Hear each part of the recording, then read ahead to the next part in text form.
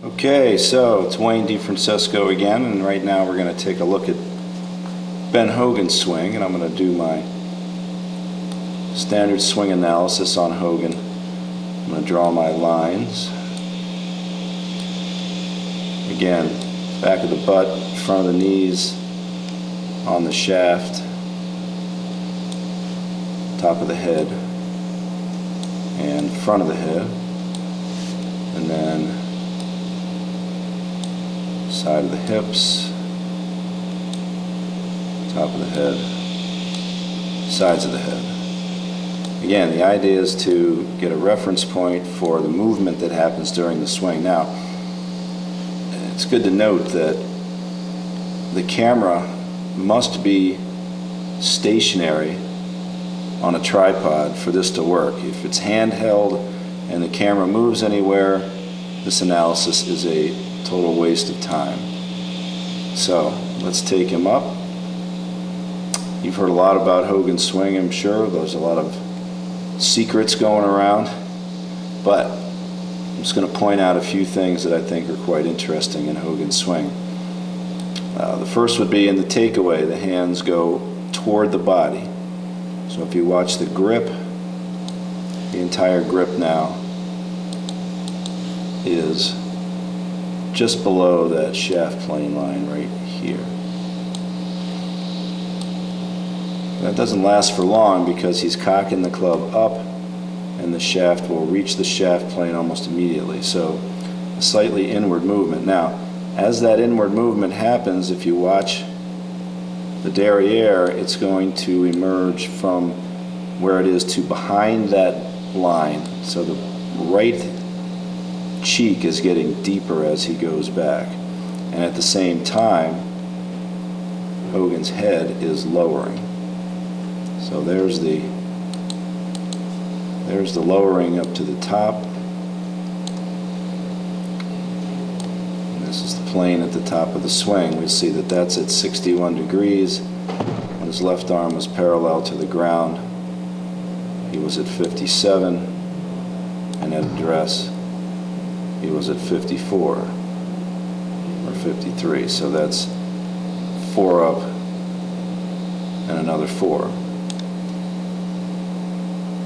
Now from the top, Hogan lowers again. There's the second lowering, and it will happen right about down to where the hands are just above parallel to the ground when the shaft is there. You can see that the right hip remains deep. If you watch the leg movement, it is fairly symmetrical again. And when the hands move toward the ball, they come right back where they came from.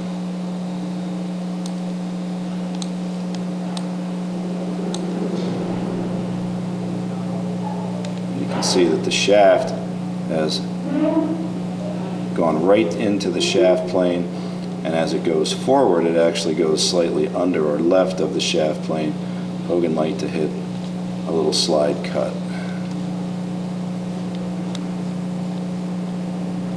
And then right in the box with the hips at the end. From the side view, this is a longer club, obviously. It looks like a driver. One of the few shots of Hogan on a still camera from a front angle that's usable. A lot of shots of Hogan, but not a lot of them were on a tripod and from a decent angle. Now let's take a look. So obviously moving a bit to the right. There's the right head movement there. Now that's in this particular swing. If you looked at some other swings, you definitely wouldn't see as much movement to the right, because Hogan liked to change his swing and do different things just like anybody else. You can see that the hips have swiveled in the box. The club is fairly well past parallel, which he was inclined to do all the way up past 1953. And here we get an example of the tremendous amount of forward push that Hogan had even in a driver swing where you would figure it might be less. The head is right in the box, And there's the furthest left point, which he achieves when the left arm is just below 45 degrees. And then he will drive into it and push his hips forward to maintain that push to the furthest left point. Sequence-wise, you can see that he'll start to move his hips forward when the club is still moving backwards, and that's a hallmark of great athletic movement.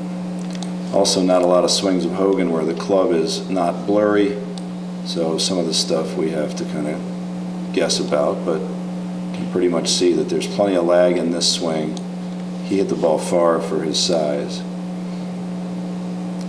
So the interesting thing to me on this side is how Hogan uses the space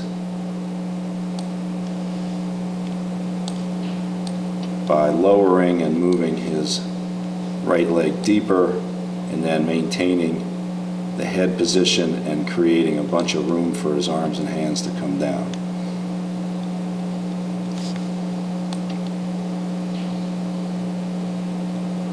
A lot of lateral movement in there for a driver, but you'll also note that by the time he hit the ball, he was well open.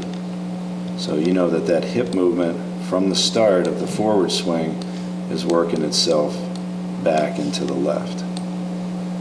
And again, the interesting part of the pivot movement is the head movement, how it works down until just into impact where it lifts back up.